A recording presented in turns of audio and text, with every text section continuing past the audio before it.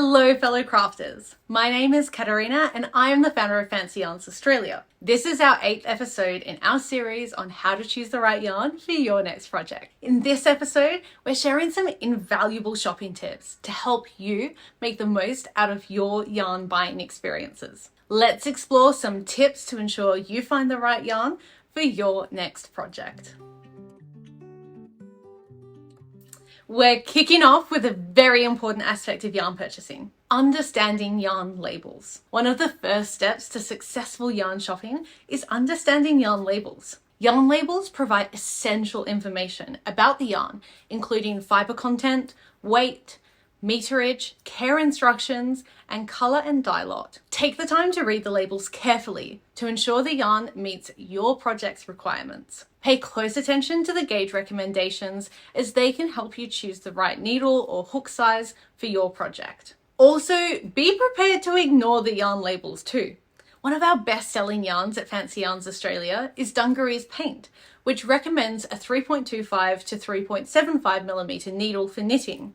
I have worked with this yarn a number of times and recommend a 4.5mm needle size to all our customers, as I find the drape is a lot nicer. Don't forget to take the time to consider the care instructions. Chances are you will be putting a lot of hard work and time into making your project. If you know you won't have time to hand wash it and dry flat as instructed, you may need to reconsider your yarn purchase. We know you will make something truly beautiful with your yarn and would hate to see your project ruined because it's just too high maintenance. And as someone with an almost 2-year-old son, there is absolutely no judgment here if you can't be bothered hand washing your makes. Another important consideration on the yarn label is the meterage and weight, and making sure you have enough yarn. Hands up if you are guilty of playing yarn chicken. Yep, that's me. And keep your hand up if you have lost at yarn chicken. Isn't it the worst? In case you're wondering, yarn chicken is when you have the littlest bit of yarn left and you're working away at your project, but you're getting close to the end of the project and even closer to the end of the yarn. And losing at yarn chicken means that you have just run out of yarn to finish your project. Sure, there are some creative things you can do to save your project if you have lost at yarn chicken. We might even cover these in another video. However, in order to avoid this situation, always make sure to buy enough yarn for your project. Check the pattern for the recommended meterage and buy a little extra to account for any mistakes or gauge discrepancies. If you're working on a large project, consider purchasing an extra skein, as dye lots can vary and it can be challenging to match colours perfectly if you run out of yarn later. If your budget is tight and you want to be mindful of needing to buy extra yarn just in case, keep an eye out for sales and discounts at your favourite yarn stores. Many stores offer seasonal sales, clearance events, or special promotions where you can find high quality yarn at a fraction of the cost. Sign up for newsletters and follow yarn brands on social media to stay updated on upcoming sales. By taking advantage of these deals, you can build your stash without breaking the bank. Now, I know this is absolutely ridiculous advice for yarn enthusiasts, and I say that because I am one too. But it can be helpful to set a budget for your yarn purchases and stick to it. I know. Totally ridiculous. Just ignore me. Who do I even think I am? Look, in all seriousness, I know how easy it is to get carried away with all of the beautiful yarns available in a store or at a fibre event, but having a budget does help you make mindful decisions.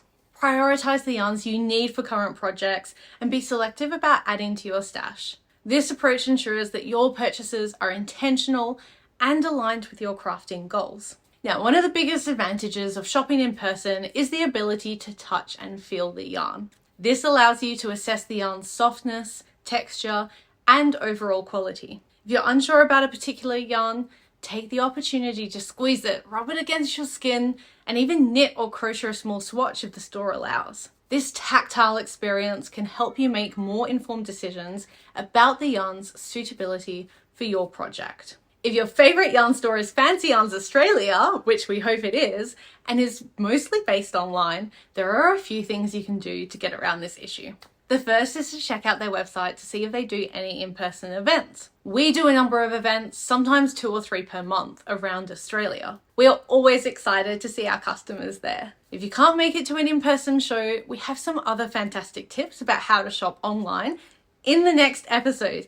So make sure you're subscribed to our YouTube channel to be alerted when that episode has launched. If you do visit an in-person event or a bricks and mortar store, consider the lighting of the store or the venue. Be aware that yarn colours can look different under various lighting conditions. When shopping in person, try to view the yarn in natural light if possible. Step outside the store or near a window to see the yarn's true colour. Otherwise, you can use the light on your phone to shine on the yarn to see the colours in another light and see how they change depending on the lighting. Now, I've mentioned fibre festivals a few times. Fibre festivals are great ways to see a wide range of yarn from a number of businesses all at one time.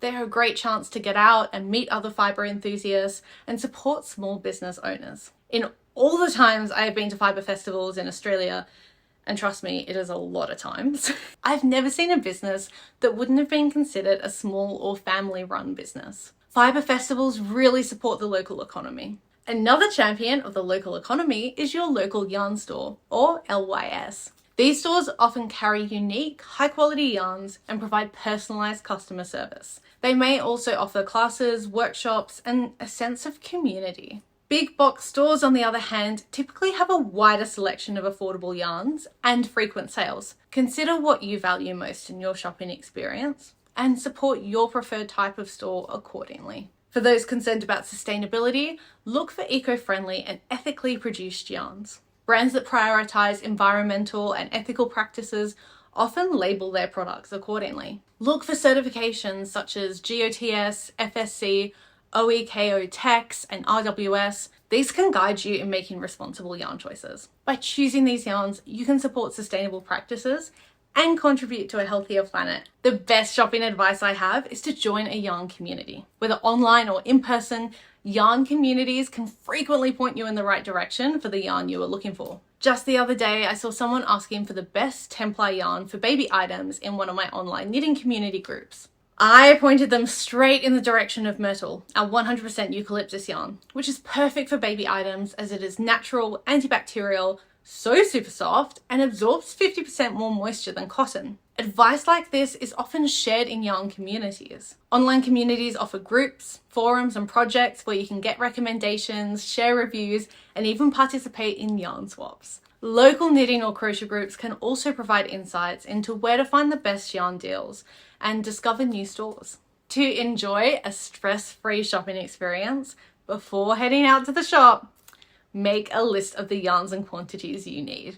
This helps you stay focused and avoid impulse purchases. Bring your project pattern or notes with you to refer to specific requirements. If you're unsure about a particular yarn, ask for a sample or purchase a small amount to test before committing to a larger quantity. By following these yarn shopping tips, you'll be well prepared to find the perfect yarn for your projects, whether you're shopping in person or online. Remember, thoughtful planning and informed choices make for successful and satisfying shopping experiences. In our next episode, we'll explore tips and tricks when it comes to online shopping. If you found this episode helpful, please give it a thumbs up and subscribe to the Fancy Yarns Australia YouTube channel for more fun and exciting tips in your crafting journey. Don't forget to follow us on social media at Fancy Yarns Oz and subscribe to our mailing list on our website, www.fancyyarns.com.au. Thanks for joining us, and we'll catch you in the next episode.